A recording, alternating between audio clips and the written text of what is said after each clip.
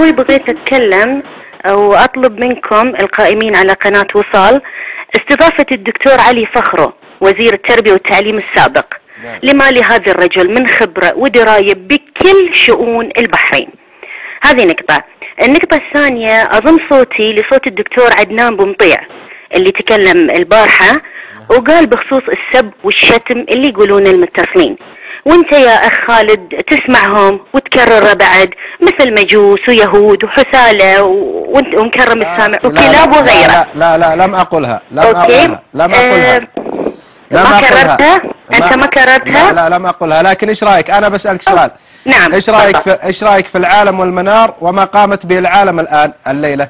يا اخي البارحة شنو قال لك الاستاذ اللي كان قاعد؟ قال لك مو قدوة. ليش نسوي اللي يسوونه؟ لا مو قدوة. لا ما نقول قدوة.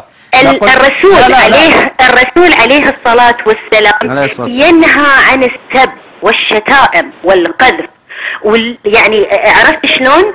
احنا لسنا اهلا للسب. ليش ياخذون علينا موقف ان احنا قلنا او ان احنا سبينا؟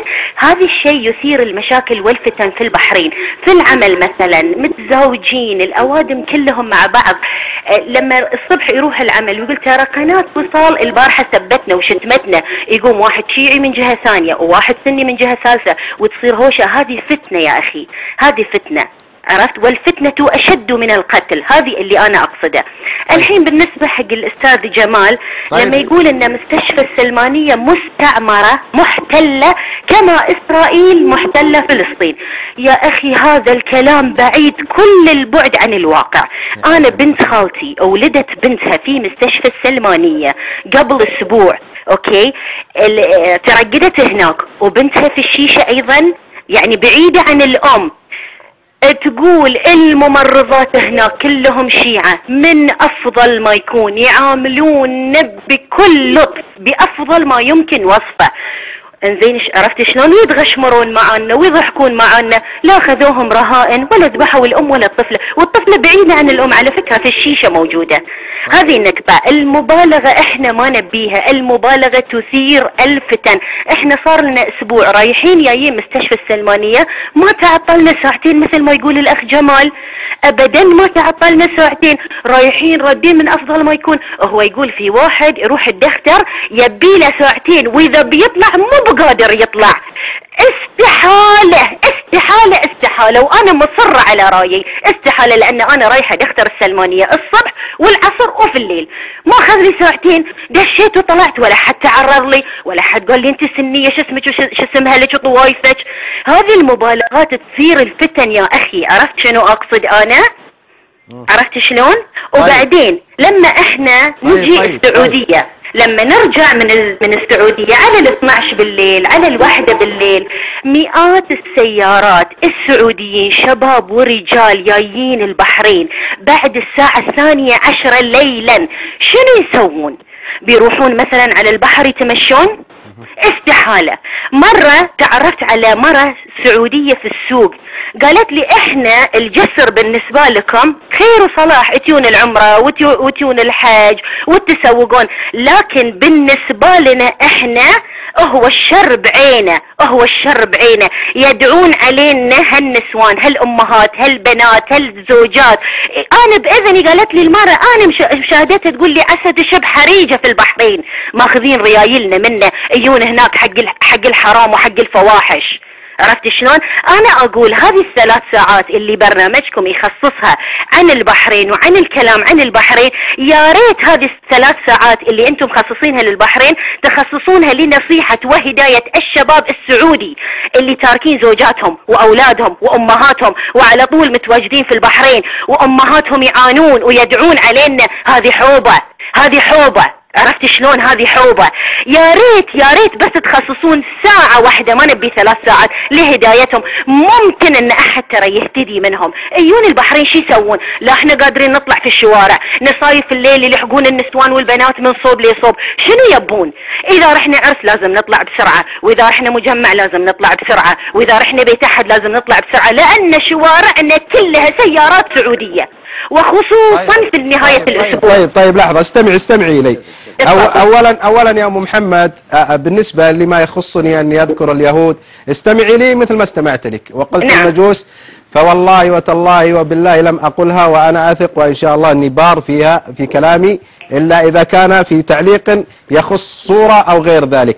أما الناحية الأخرى التي ذكرتيها بأن الجسر، فالجسر هو فعلا وضع للتواصل بين الأحبة والأخوة ولكن يا أم محمد رجاء لا تعممين، ولا نقول أن الشعب السعودي أو البحريني أو إن كان ملائكة، لا لم نقل كذلك، ولكن أصلا تعميمك لهذا الشيء أصلا يقدح في مصداقية كلامك. أنا ما أعمم. استمع لا استمع، أنت تقولين الشباب السعودي، يقدح في مصداقية كلامك. ووالله إن أغلب المشاهدين الآن يقولون لم تصدق أم محمد وكلامها مردود عليها. مئات السيارات على الجسر جايين البحرين، ليش بعد الساعة 12 ليلا؟ استمعي يا أختي إلي. أما وصول الساعة 12 فهناك من الإخوة ومن التناسب، وأهلنا في البحرين والبحرين أهلهم لدينا، فكيف إذا تخشين من أهل السعودية وهم إخوانكم ولا تخشون من هؤلاء الذين هم في الدوار، الذين منعوا كل من اتصل وكل من استضفته وكل من كان يفتشون على الهوية ويبحثون عن الهوية والضرب وما حدث. احنا طفنا. طيب لحظة.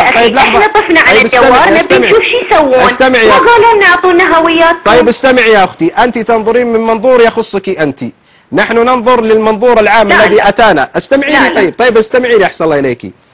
المنظور الذي أتانا، كل الكلام الذي أتى سواء من متصلين أو من ضيوف أو كذلك من مسؤولين، أن الدوار أصبح قذارة بمعنى الكلمة، مما تعني هذه الكلمة من معاني، من احتلال، من يعني من كل شيء. يا أخي أنا ما تكلمت عن لكن الدوار، أنا ما قاعدة أتحكي عن الدوار أبدا ما قريت الدوار. طيب دعيني أتحدث. أنا قاعدة أتكلم عن الأستاذ اللي قاعد يتحكي عن مستشفى السلمانية بطريقة مبالغة. الأستاذ أرجو أن تحترمي ألفاظك، الأستاذ هو ضيفي، والذي يقدح في ضيفي كأنه يقدح فيه. لا أنا لا أقبح فيه، ولكن استمعي لي. مبالغة للغاية. طيب لا هو لم يبالغ، هو نقلنا صورة المتصلين يا أختي. استمعي للمتصلين، استمعي لكل من اتصل. أما التعميم يا أختي والتشويش الإعلامي وما تظهرينه في وسيلة إعلام لها مصداقيتها ولها كلامها، انظري إلى الطرف الآخر. لماذا أنت متحايد؟ لما أنت انظري إلى العالم. طيب لحظة يا أختي، أتكلم عن الطرف الآخر لأن الإخوة كفوا ووفوا خلاص، أنت تضيعين ما له داعي أعيد وأكرر. أنت تضيعين الوقت يا أخت فاطمة. انظري إلى العالم، انظري إلى المنار، انظري إلى العالم اليوم إيش أحدثت من ليسوا قدوة يا أخي، ليسوا قدوة. نحن نقتدي بالرسول عليه الصلاة والسلام. أنا أتكلم، نحن نقتدي بالرسول. أننا نقتدي بالرسول، لكن حنا نقول أن هؤلاء يقومون بزرع الفتنة ولا ينظرون إلا بما يسيء لمملكة البحرين وشعبها. والله يا أخت فاطمة، طيب استمعين يا أخت فاطمة، والله لا ترضين على نفسك أن يعمم عنك شيء خاص فيك. وأنا أقول يا أختي، وإذا قلتم فاعدلوا، اتق الله يا أختي، رب كلمة تقول لصاحبها. أنا أقول يا قناة وصال، البحرين صغيرة وإحنا متزوجين. شكرا للأخت